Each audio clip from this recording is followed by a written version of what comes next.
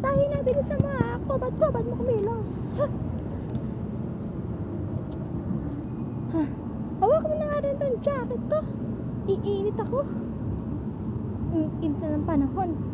Ay nako, siguro yung beach na nangingitim na. Sobrang init. Hawak mo. Dito na. Wait lang po, Ma'am Prince, Ma'am Queen. Ang dami ko ng bitbit. Saan ba yun? Ma'am Queen! Anong ginagawa niyo riyan? Tayo ay mapapagod! Tayo na nga. Hay nako!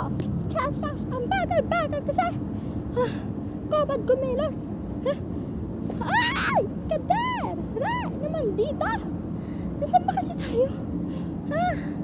Andiyan ba kasi tayo? Ba't ba kasi na tayo nandito? Napapagod na ako. Baba na nga ako dito. Tinignan ko lamang ang view kung maganda ba. Fairness, pangat ang view dito. Bababa na nga ako. Hindi ko makita kung saan ako bababa. Mabuti na lang ay nakababa na ako. Ma'am Princess kasi, ano ba kasi ginagawa? Ma'am Queen, bakit tama kasi kayo nandoon, madam? Ako ay napapagod na, madam. Maaari ba tayo umupo? Hindi tayo pwede umupo. Tayo magpapatuloy. Saka, ano ka ba? Yaya ka lang naman, di ba? Dapat kahit anong gusto ng kapatid mo ay sinusunod mo. Shadow ka. Pupunta tayo ko dito. Ito naman kasi si tita, konsentidor. Dapat hindi niya kinukonsentidor ang kapatid ko. Alam na namin, iniwan kami ng nanay namin. Pero, hindi niya, oo siya ang nagpalaki sa amin, ngunit hindi niya kailangan konsentidorin yung kapatid ko.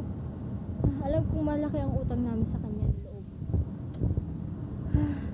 Ginagawa na nga akong alipin nila. Pero okay lang sa akin, ayun na ang bayad ko sa kanila. Kapag dating ng panahon, magsisisi ka, Queen. Dahil hindi lahat ng oras ay masaya. Darating din ang araw na lulungkot ka. Ano ka ba? Drama mo na naman dyan! Halika na! Kapagod. Malapit na tayo. Let's go, tita. Nandyan na ang Princess Charming mo. Kahit anong gusto ko binibigyan nila. Manghingi ako ng pambiling kotse.